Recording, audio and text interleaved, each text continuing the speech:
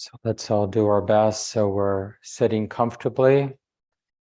We feel actually at home in our body. And those in the room, you know, we have extra supplies in the closet.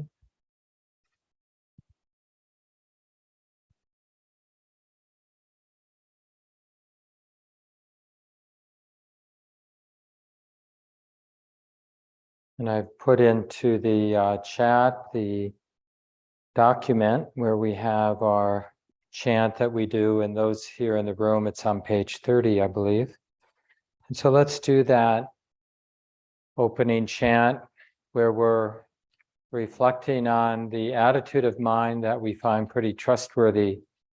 And it's really important that we do the translation where we're not cultivating some idealistic sense of, like an image of ourselves being kind.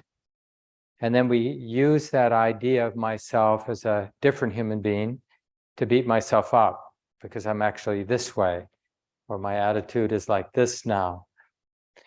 But really the thing we're discovering about these four attitudes in early Buddhism, we call them the divine abodes. The Buddha called them like an abode, a place to reside. It's like these are the four emotions we should be residing with all day long, every day. And it's just kind of an interesting contemplation. Like, could I do my life being kind or compassionate or appreciative or equanimous? Like, are those four emotions enough to get through life? And what would my life look like? And it's just, Julia, do you know how to turn it down? Yeah. The top left, I believe. Talking. That's better. Maybe a little bit more even, because I'll move it up. Talking, testing. Yeah, that sounds better. Thanks. Yeah, and just to contemplate whether it would be functional just to be relating in a kind, compassionate, appreciative, equanimous without, whatever we imagine would go wrong, like being taken advantage of, or because real love can be fierce too. It isn't weak. That's what we sometimes think, that we'd be feeble if we'd be kind. So anyway, this is a highly revered, simple, but really takes us almost all the way, just cultivating these four attitudes or four emotions. So that's why we often do this as our opening reflection, and we do it as a chant. So join in if you'd like. Now let us make the four boundless qualities shine forth.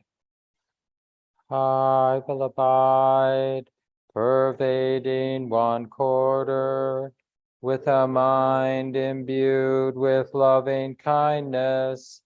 Likewise the second, likewise the third, likewise the fourth, so above and below, around and everywhere, and to all as to myself, I will abide, pervading the all-encompassing world, with a mind imbued with loving kindness, abundant, exalted, immeasurable, without hostility and without ill will.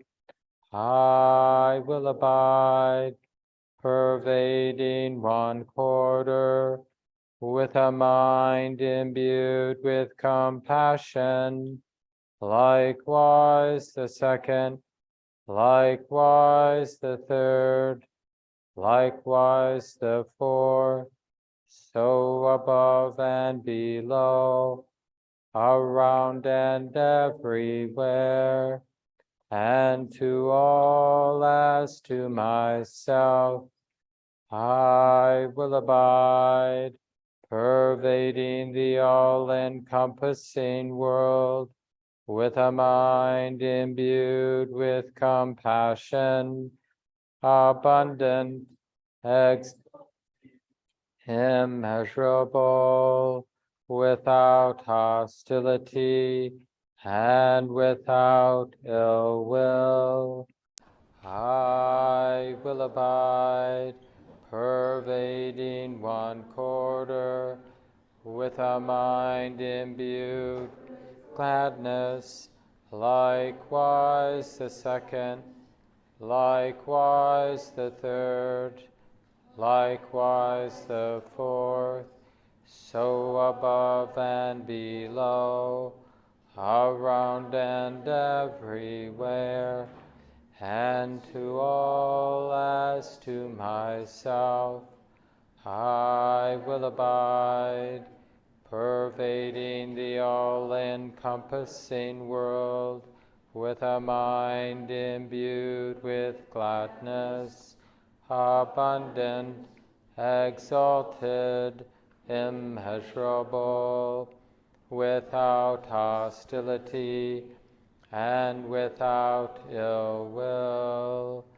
I will abide, pervading one quarter, with a mind imbued with equanimity, likewise the second, likewise the third, likewise the fourth, so above and below, around and everywhere, and to all as to myself, I will abide, pervading the all-encompassing world, with a mind imbued with equanimity, abundant, exalted, immeasurable, without hostility and without ill will.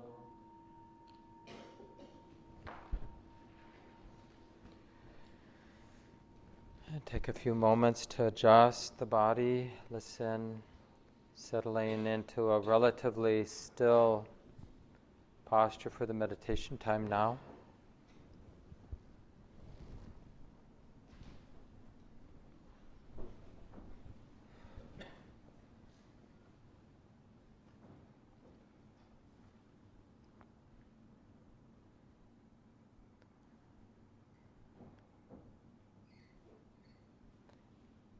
And even this time where we're listening to the body and making adjustments,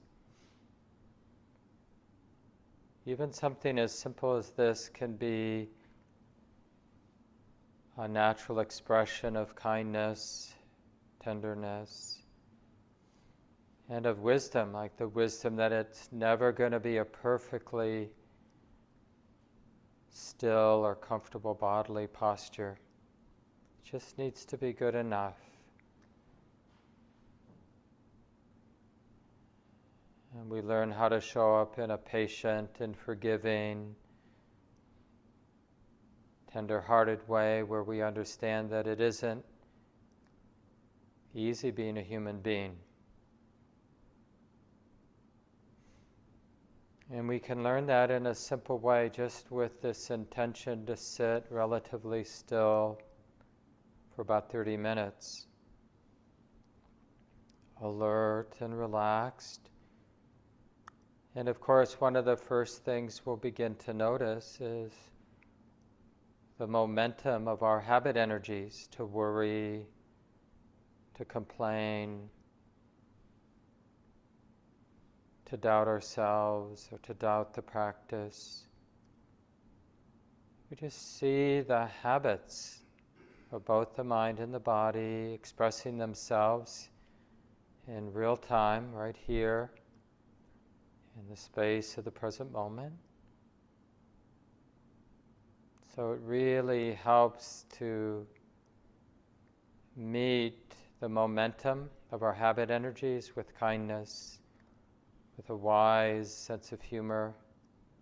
Like, oh yeah, it is like this now, feels like this now.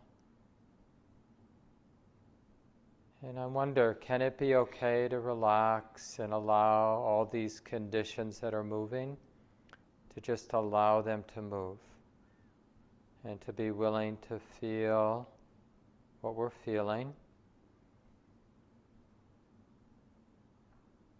and to gradually learn how to release any armor, any sense of separation or distance. It's funny that we have to actually train ourselves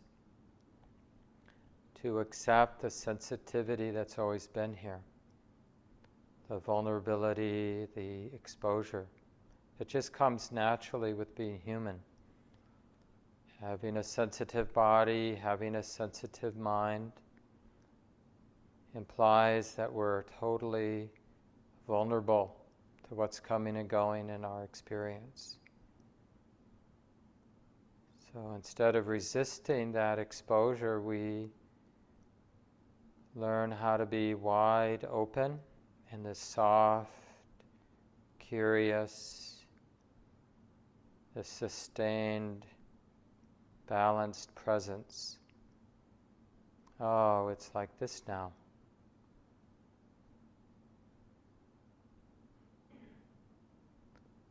And as you're going to find, if you're just beginning, it's not enough to do it in one moment or in a couple moments. The real art in the practice is to sustain this openness, this interest in the present moment, what's moving, and to discover a capacity to remain balanced and stable and alert and kind and fresh, right in the middle of all this movement, all that's coming and going. One of my teachers sums up the Buddha's teachings as, keep calmly knowing change.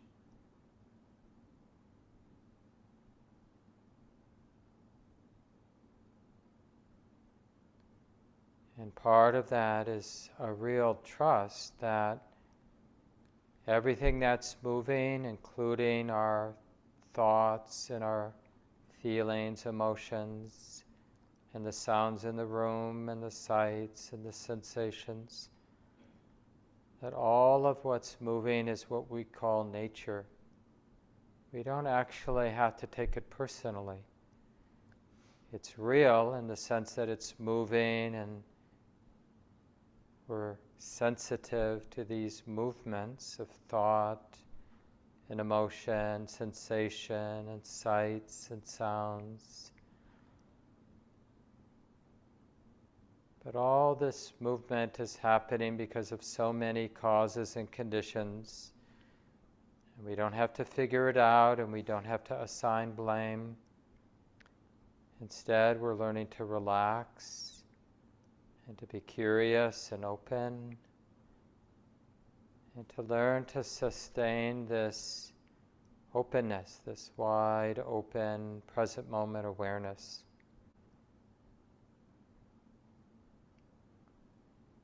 Which is another way of saying to let go of the habit of needing to control, or needing to deny, or needing to distract ourselves. Those are deep habits, so we need to be patient and forgiving and start over.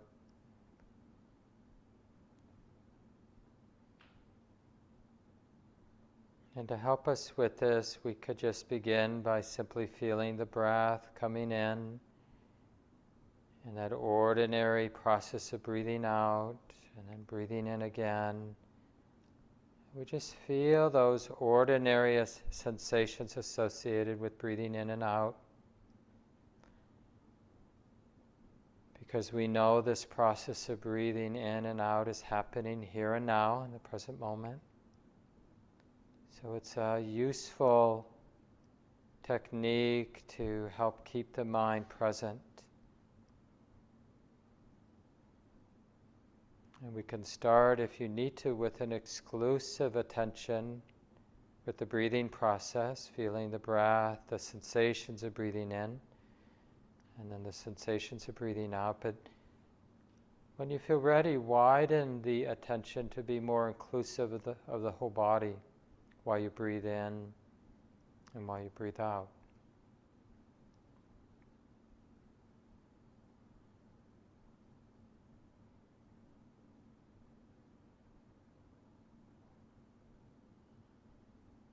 Making peace with the entirety, the totality of the bodily experience, the sitting body, the breathing body.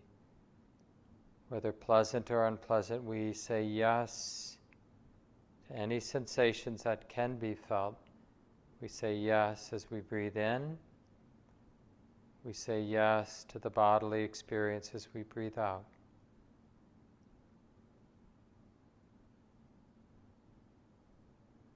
And that's not the same as trying to fix the body.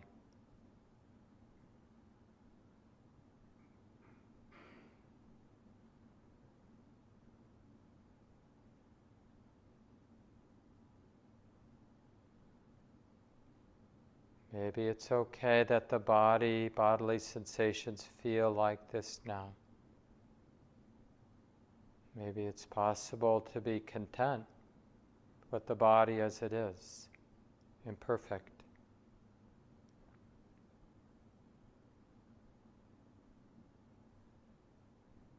So this is a real generous, kind act to be breathing in and saying yes to the whole body, feeling the breath going out and using it as a reminder to say yes to the totality of the body, just as it is.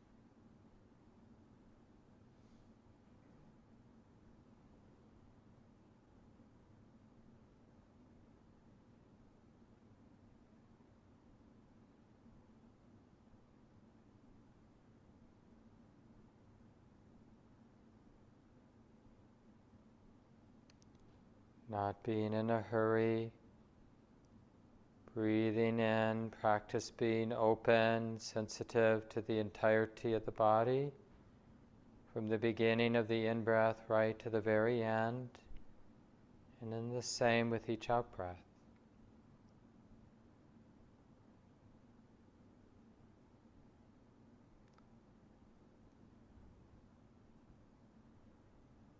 And let this be, each in-breath, each out-breath, be an act of kindness, functional kindness.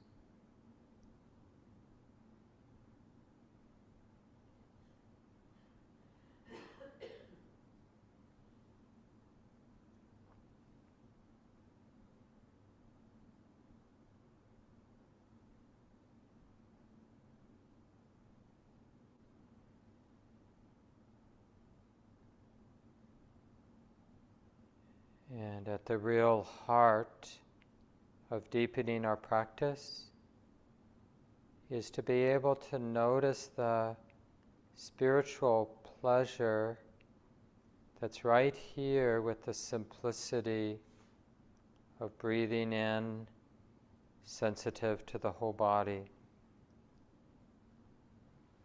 And this will begin to have a calming effect on the whole body, naturally, without you trying to make it happen.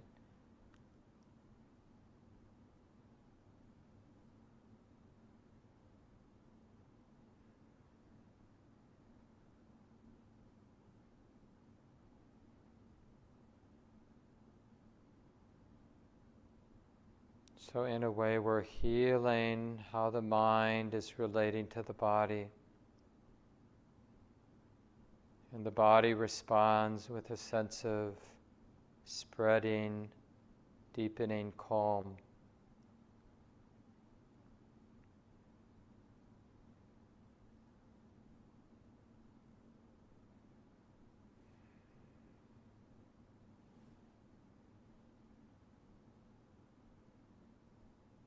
And if you need the support, you could repeat silently the words deepening calm or bodily calm for each time you're breathing in and breathing out. Just like a whisper in your mind, just as a reminder of what to keep in mind, to pay attention to.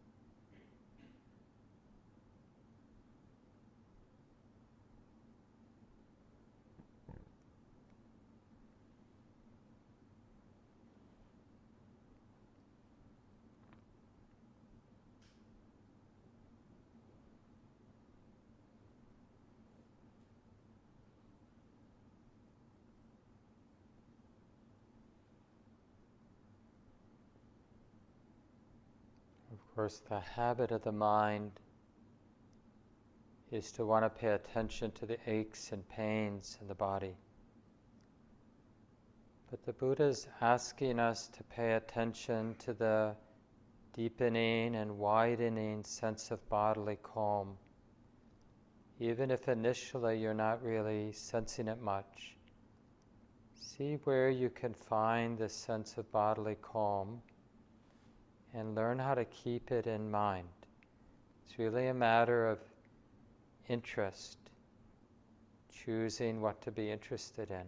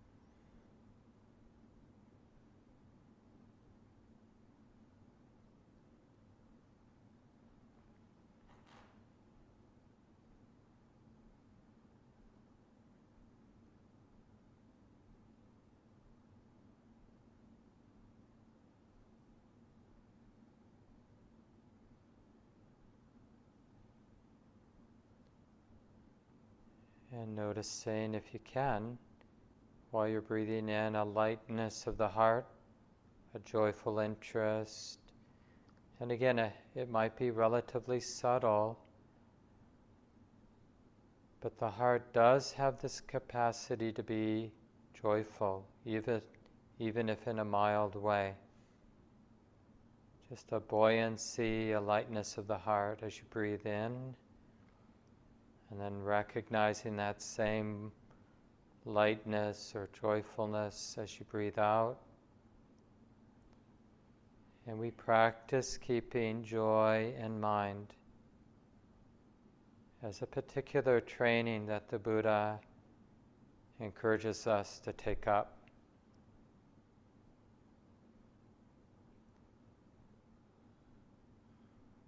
And you can even imagine the heart, the mind, the body having a simple smile, like each cell in the body.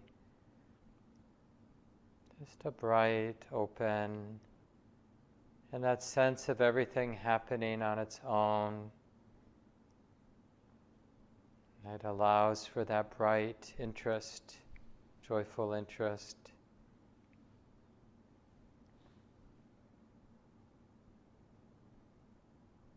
Not having to manage or control everything.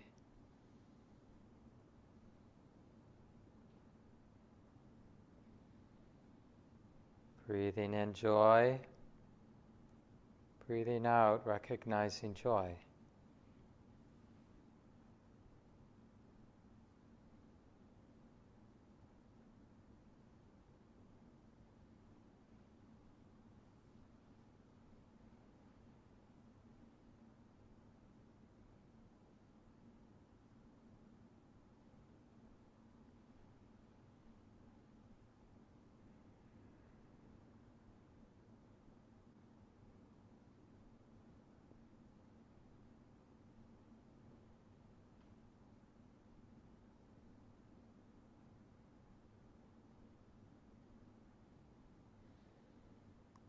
And when you're ready, just allowing that sense of joy to mature into more resonant, relaxed ease of the heart, contented ease of the heart.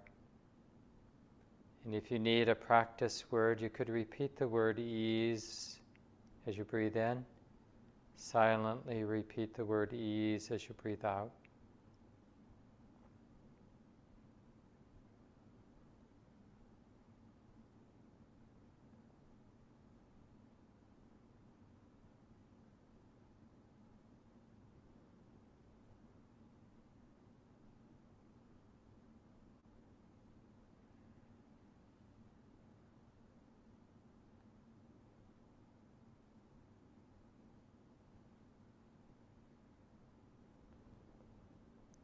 Content with the conditions as they are.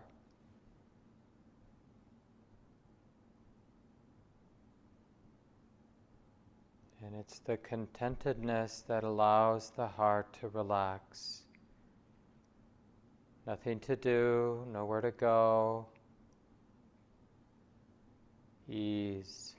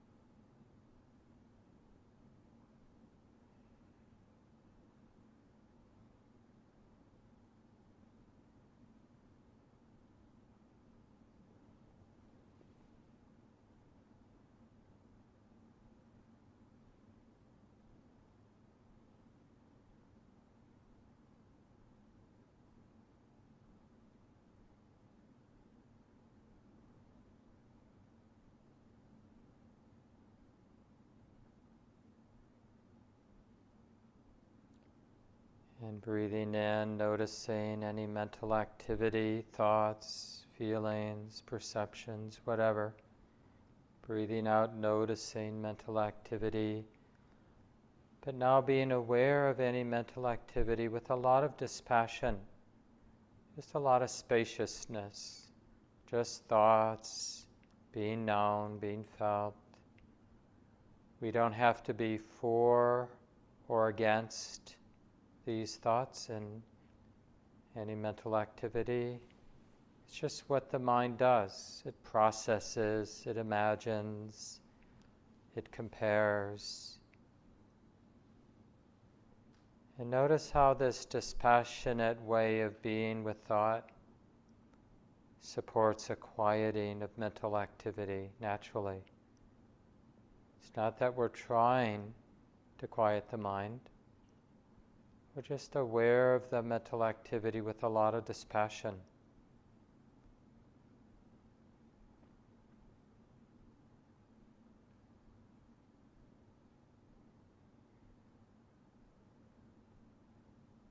And we notice the quieting.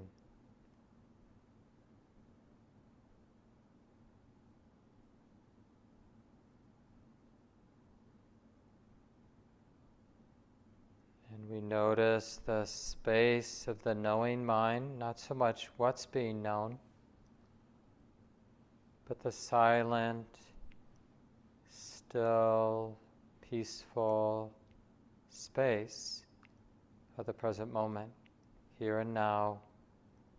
Breathing in, experiencing, knowing this space.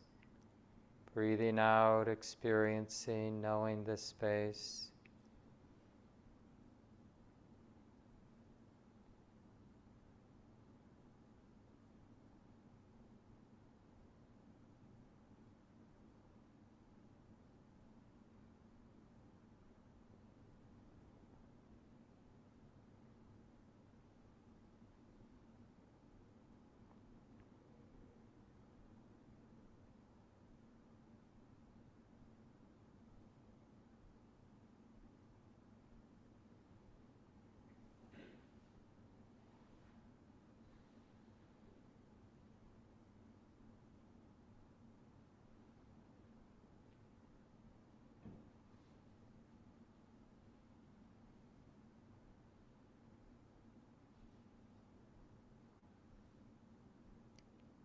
Learning how to keep the space of the present moment in mind through the duration of breathing in.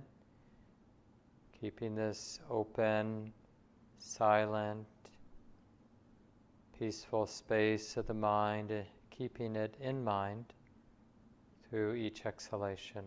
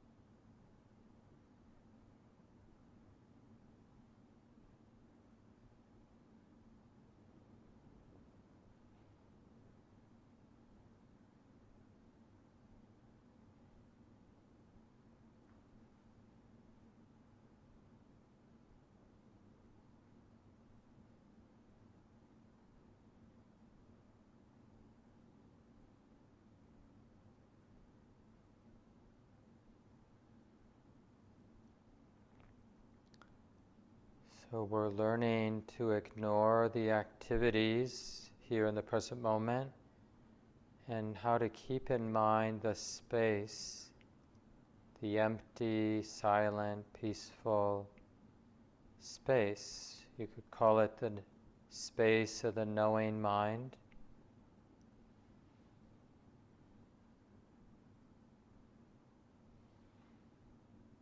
And to appreciate it and to allow it to become more and more still, more and more empty, pristine, peaceful. To learn to trust it and to release it, to let it be empty. In a way, we're learning how to realize the mind in its most simple expression. Or you could call it the heart in its most simple expression.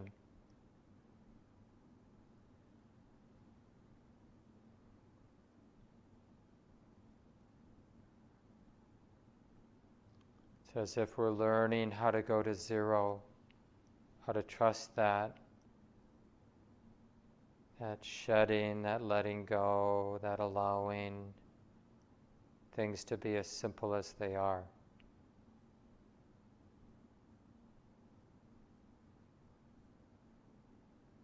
And mostly we're trusting the peacefulness. It's very trustworthy. So we'll continue for a few more minutes in silence.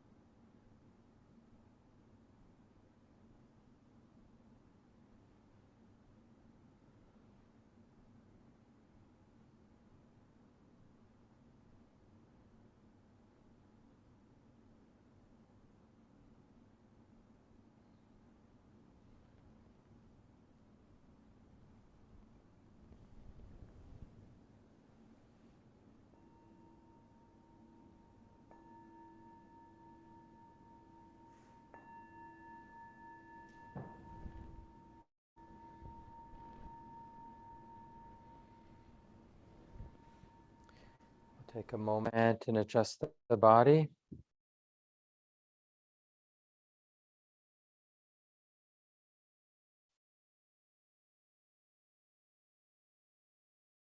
Nice to be with everyone here in the room and everyone on Zoom.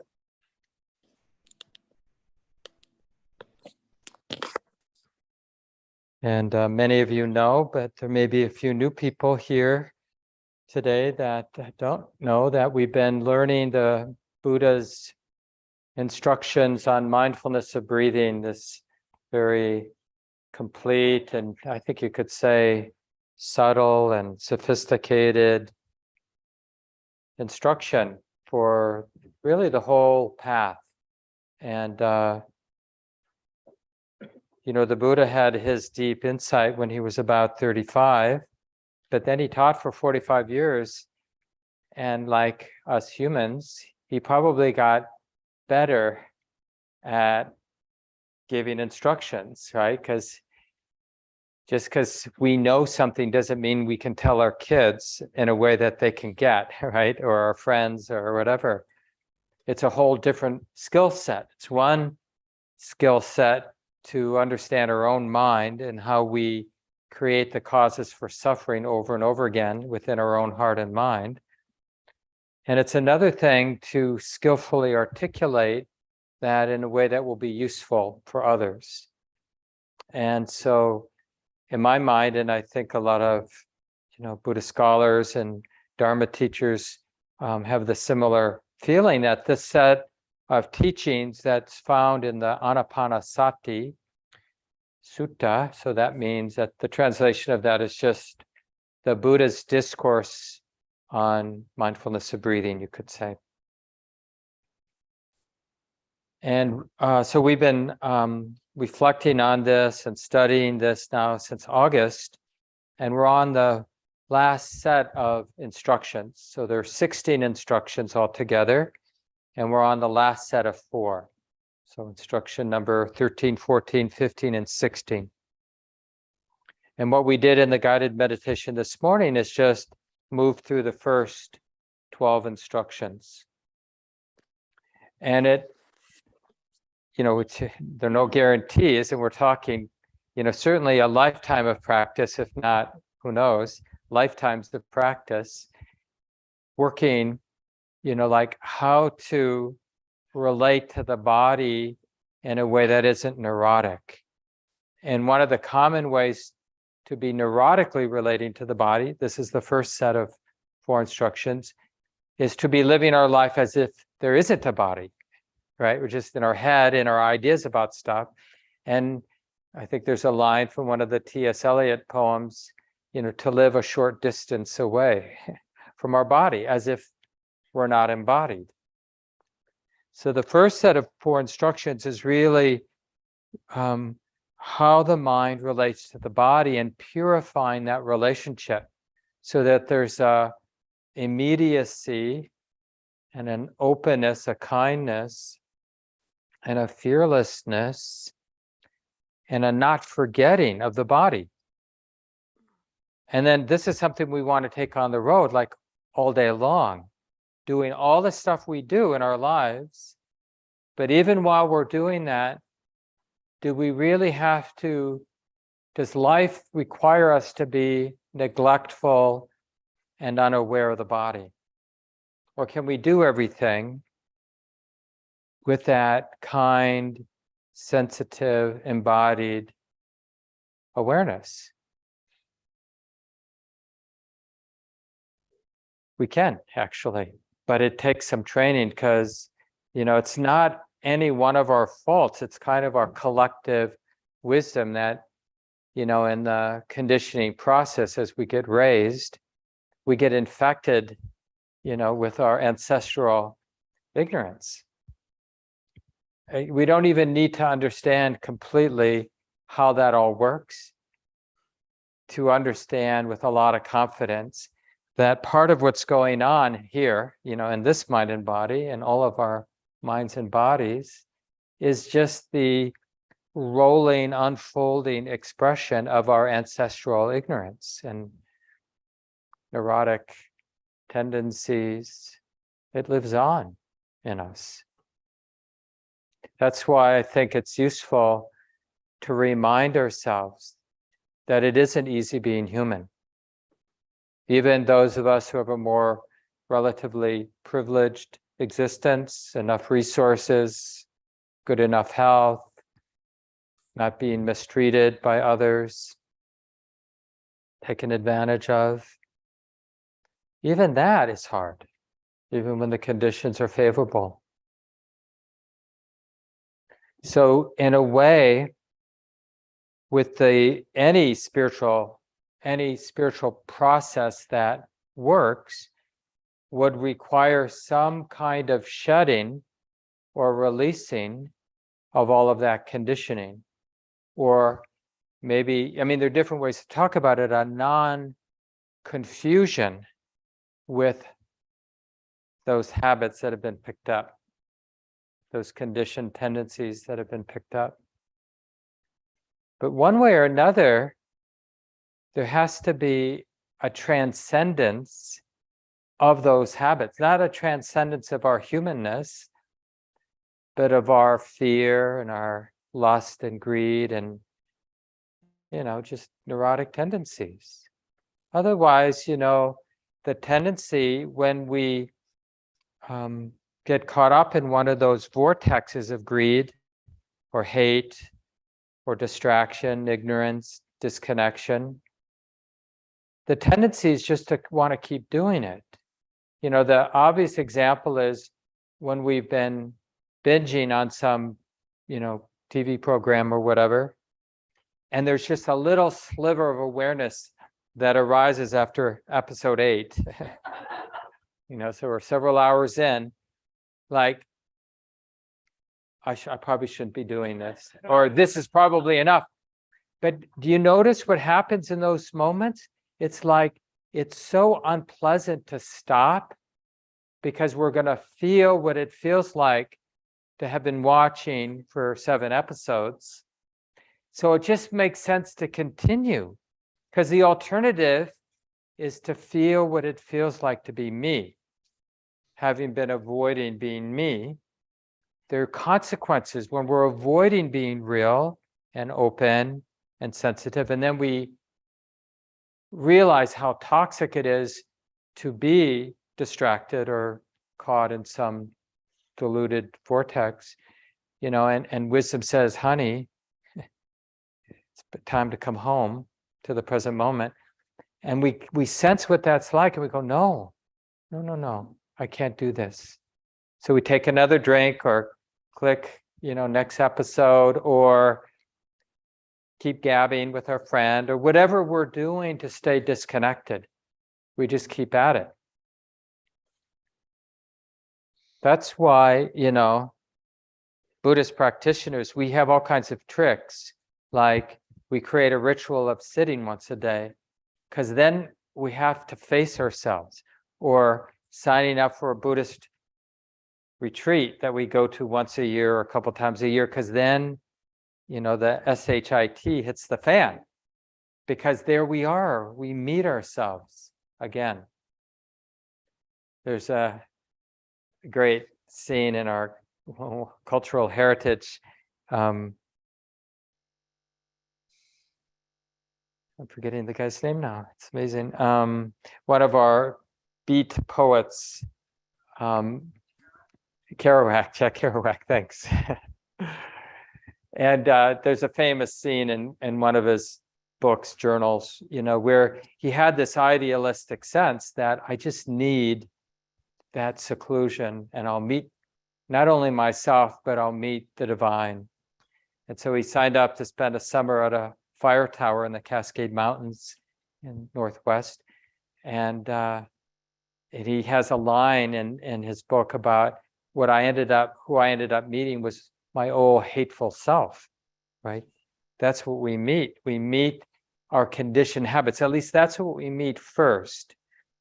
We meet those neurotic, toxic, crazy, whatever you want to, that drone on and on, right? We meet that, and we don't want to meet it, so we keep acting out our habits to avoid feeling what it feels like for those habits to be what they are, habits.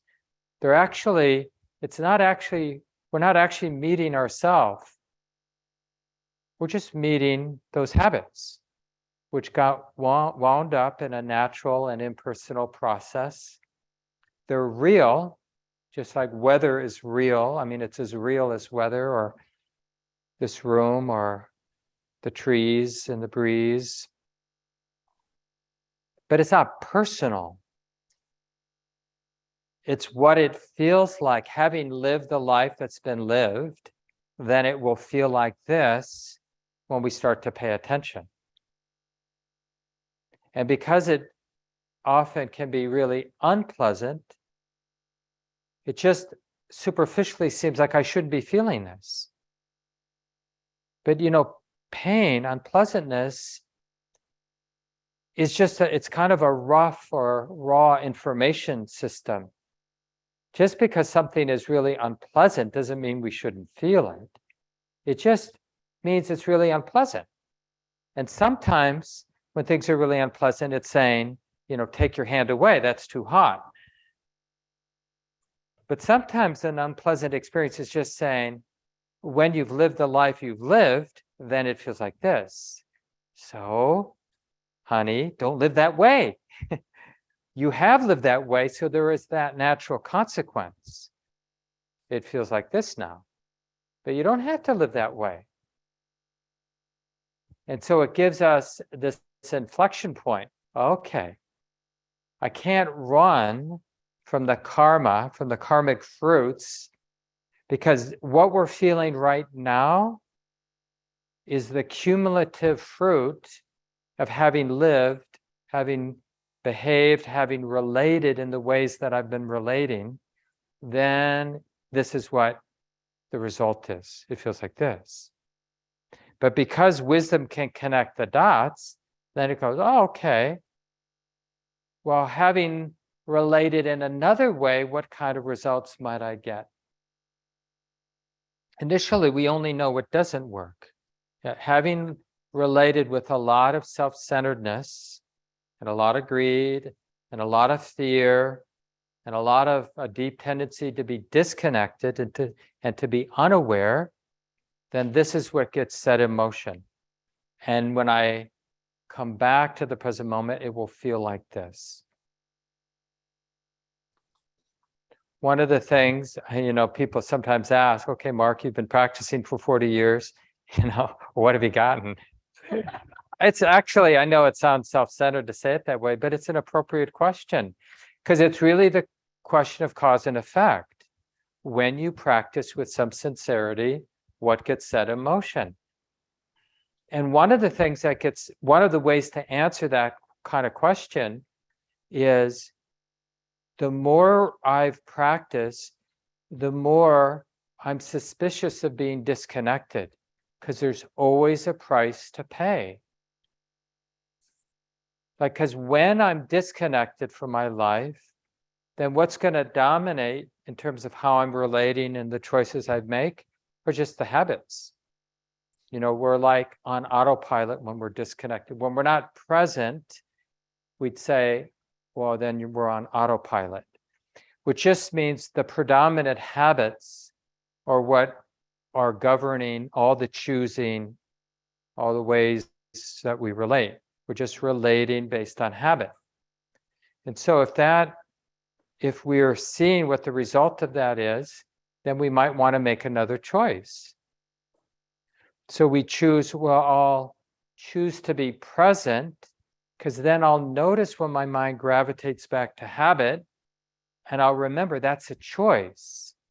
Yeah, the habit, the tendency might be quite strong, but that's just that tug to do it, to relate in this moment in the ways that I've related to similar moments in the past, right? It's just a tug. It doesn't actually define things, right? Habits are just tugs in this direction or that direction. And when we're unaware, then the tug determines how things unfold. When we're present with wisdom, then wisdom knows, oh yeah, there's that tug to react to this person in this way, to view this situation in this way, to put all these people in this box, to justify hatred in this way, to justify this strong desire in this way, like, oh, I'm going to do that. I know it's not the right thing to do, but I deserve it, because I had to put up with this. So then in my frame of mind, my deluded, we don't say deluded, but in this ordinary frame of mind that has a lot of momentum, when things have been difficult, I deserve a reward, right? It's like I watch people training their dogs, and it's like they sit before crossing the street, they get a little, whatever they give them. And they walk without pulling the leash, go out crossing the street, they get a little. And we get in this dependent, this idea that that's what life is about, pain and reward. It's kind of a limited way, because then we're always sort of, first of all, it doesn't line up with reality. We're not getting the rewards we always expect. And then what do? Well, we feel betrayed. And then we want to give up. And this is like this brings us to that fourth set of 4 instructions, which is really about the deepest understanding of letting go. Because we can even misuse the idea of letting go. It can just become another should. Oh, I should let go. I shouldn't be attached. What's wrong with me? Why am I still attached? We've been broken up for 3 years and I still, long to be with that person or whatever it might be. But we want to understand there is a shedding, a letting go, but it isn't something that you or I do. It's something that happens. And it really has, like I mentioned a moment ago, it has to do with something that is really at the heart. Buddha used the image of heartwood. And he said, people live their lives content with the twigs and the bark and the sapwood. And they forget that what life is about is the heartwood. And what's really at the heart of our practice is this experience of letting go. And it really is a complete turning of how the mind relates to sense experience, to the world of sense experience, which is our world. We're either relating to it as if it's this complex system of rewards and punishments, and I'm just trying to figure out how it all works so I can master it. I mean, we even do that with our partners. How do I relate to my partner so I get the rewards and not the punishments from this person, from this relationship? How do I relate to food so I get the rewards but not the punishments? And every single aspect of our lives. So it's a complete letting go of that way of relating to the world and realizing actually the world isn't here to master reward and punishment, but the world is here to let go of. And letting go is not the same as disappearing. A lot of times when people hear a word like emptiness, I use it even in the guided meditation instructions, you might have heard it. Emptiness does not mean, it's not the same as annihilation. It's the releasing of the wrong idea, the wrong view, that the world is here to consume in a way that I get the rewards and not the punishments. That's what we think. That's our legacy. In a way, it's not even just human legacy. It's kind of our animal conditioning legacy. Like to survive is similar to getting the rewards and avoiding the punishments. So we can't deny, it doesn't help, it isn't healthy to deny our animal nature, but we can for sure transform how we relate to our animal nature. We can have a bigger picture that doesn't negate, actually requires an intimacy with our animal human nature. Because otherwise, like if I'm rejecting my animal human nature, then I'm still in the game of reward and punishment. Like, let me try that as a strategy.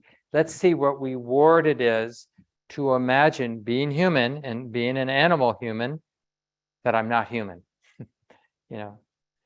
Like that's and you kind of, people, we try that, we want lives that don't look very much like an animal. We dress it up. And just We have like the contemporary design, where things are very clean, right angles, not things you find in nature. And you see how that works. It kind of works till it doesn't.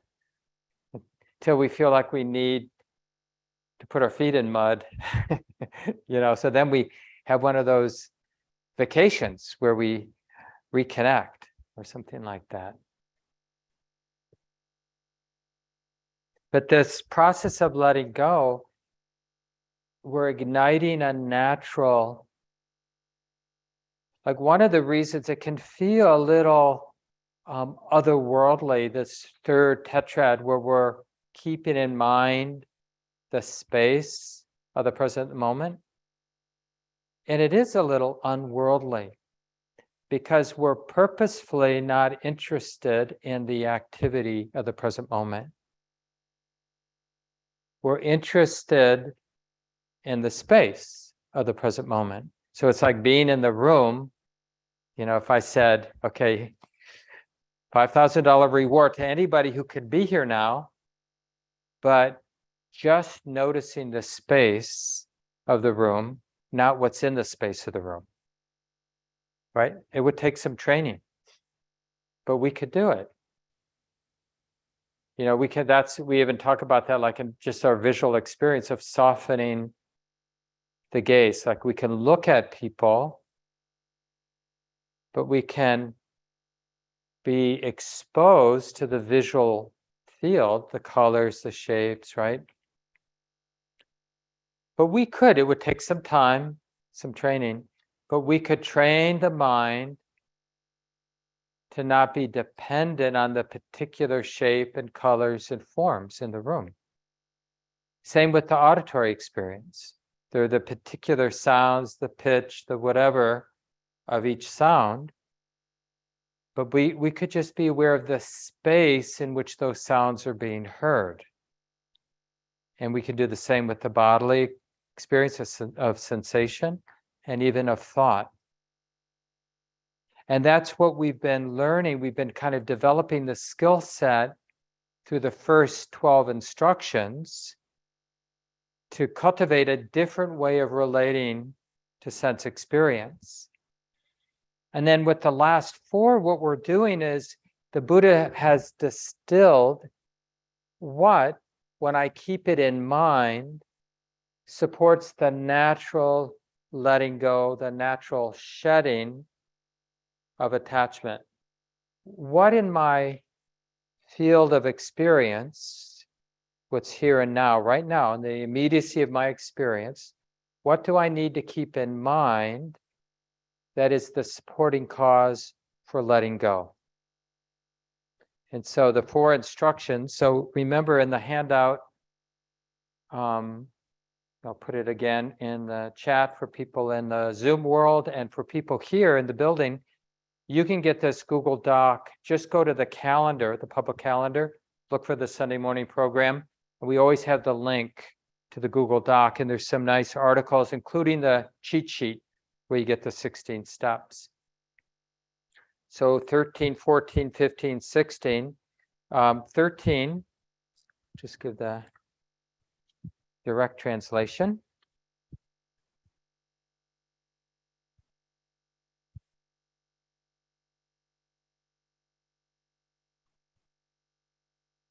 So one trains oneself, I'll breathe in, observing, or you could say experiencing impermanence. Right? So it doesn't matter whether we're aware of something visual or auditory, tactile, mental activity. What we're keeping in mind, and impermanence, you have to really understand what the Buddha means by the word anicca, is the Pali word. Impermanence, changing nature, the ephemeral, insubstantial, unreliable nature of a sight, of a sound, of a thought, of an emotion, of a sensation, of a smell and taste. The interesting thing, we live in a world, although we haven't it isn't our ongoing perception, but actually everything is always in motion. But because we're pretty much addicted to our thoughts about our experience, thoughts create the perception that things are more substantial and static than they are. Like when I have the thought, the concept, Mark, me, that feels substantive, right? But there's nothing about the experience of me that's solid or permanent or static. It's like whatever Mark is, whatever I am, is a changing process. Does that make sense, at least intellectually? So then, the way that wisdom works, the deepening of wisdom, we need some information, conceptual information, like there is nothing fixed anywhere. Never has been, never will be. Thoughts are ephemeral, sensations are ephemeral. There's nothing but movement, but change. So if that makes sense intellectually, then we need to start to contemplate it, as we do everything we do in life. We still go through the motions, we still fulfill our duties and responsibilities, raise our kids, become a good parent or partner or friend or employee or whatever. But all the way through, we're keeping in mind the impermanent nature, the fluid, insubstantial, changing nature. We have a really unpleasant feeling and we're curious, is this static? Is this real in some kind of permanent way, or is it also in motion? Oh no, it's changing. It was like this, now it's like this. It didn't used to be, now it is. It will eventually not be.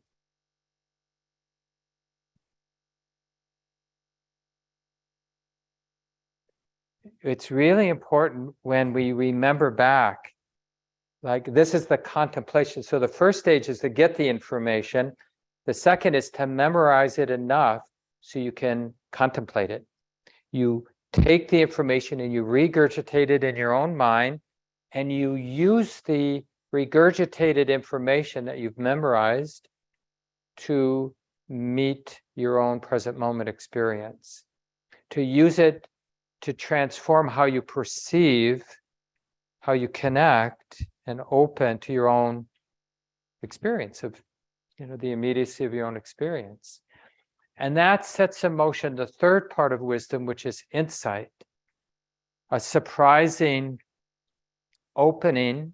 So the mind is seeing or experiencing something it hasn't seen or experienced before because it got new information, memorized it, regurgitated, reflected on it, kept it in mind, kept using it to transform how it's showing up in the world.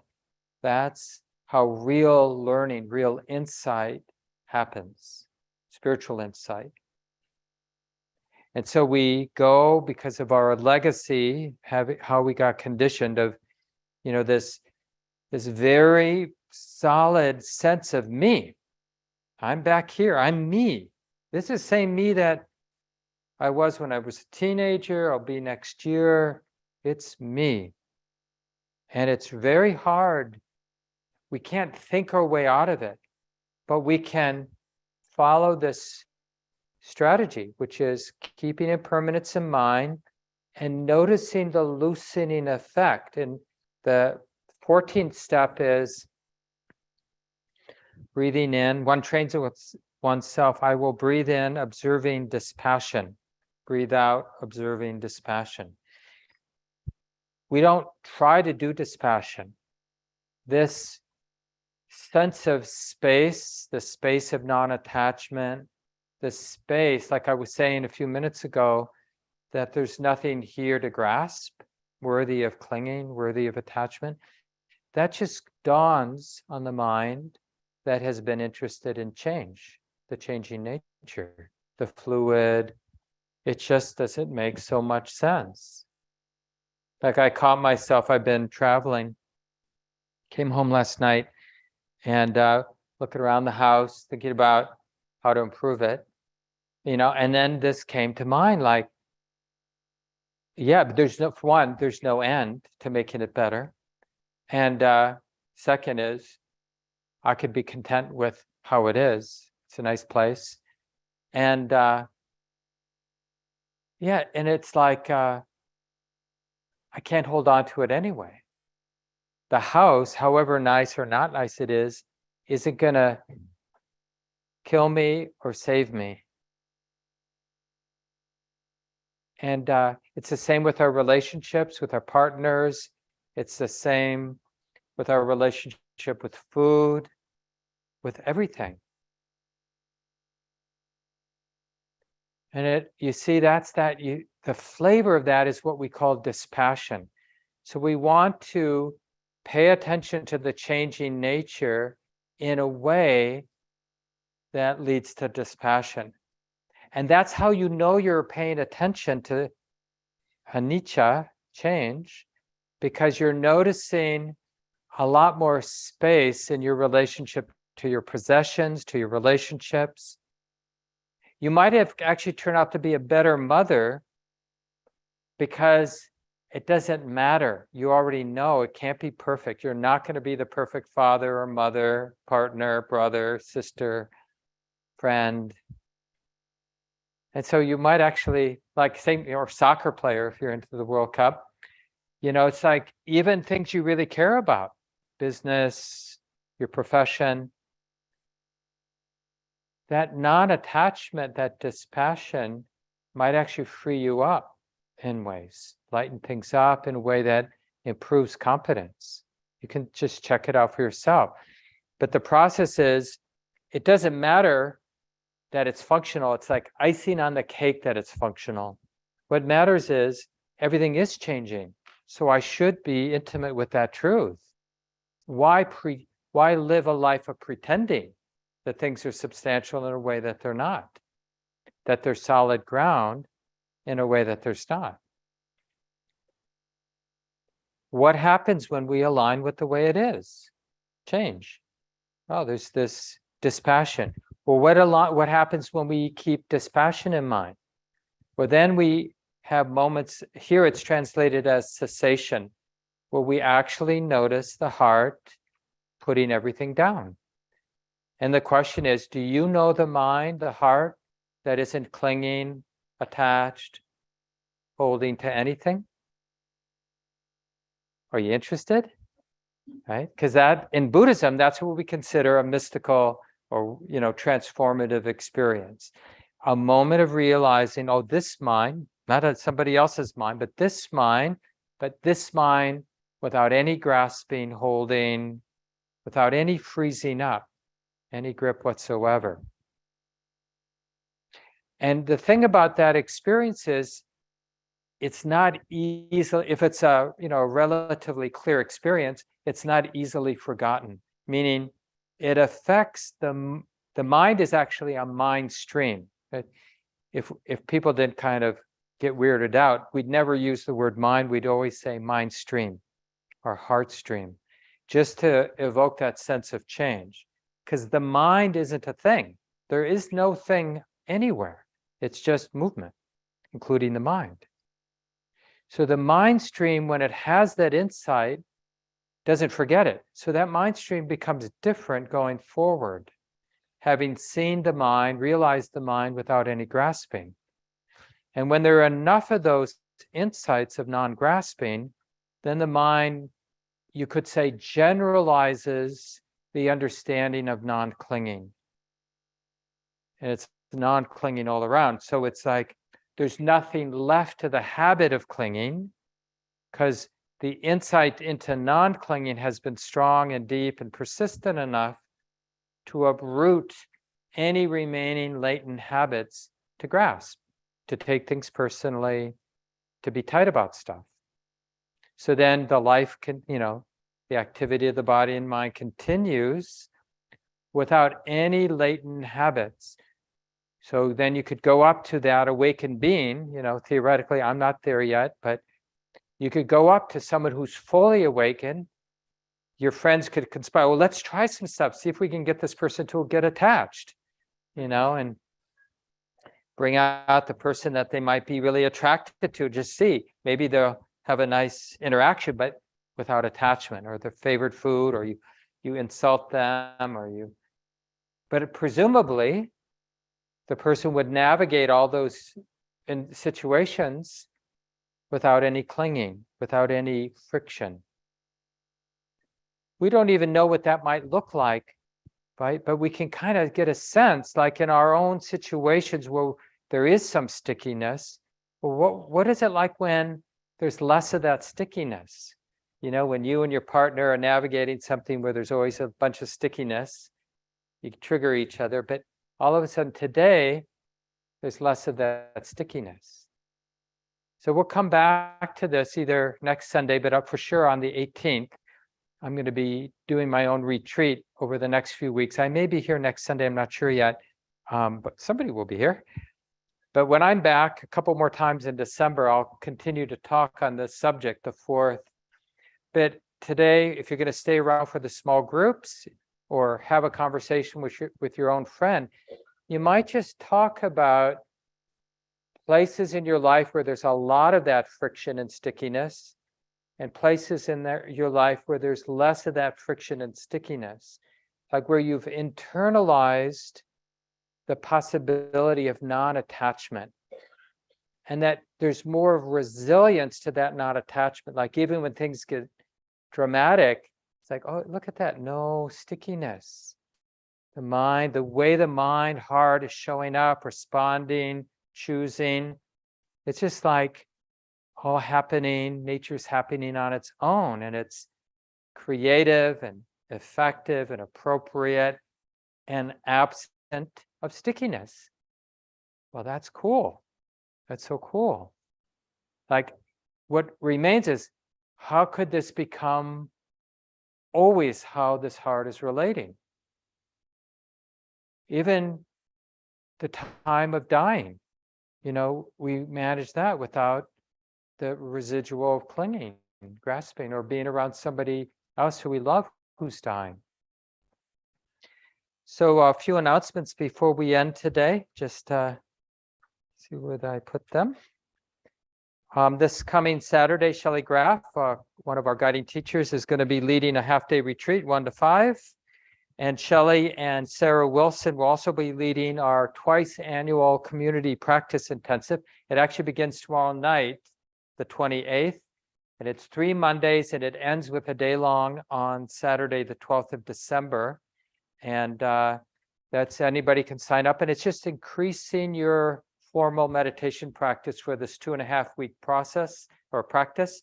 And we meet on Monday nights for that. And it also is going to happen in April. So we do it twice a year. Recently, we've been doing it every December and every April. And it's a really nice way to meet more of the community and to just see what happens when I put in a little bit more time. Some of you who have less duties and responsibilities, you can put in more time.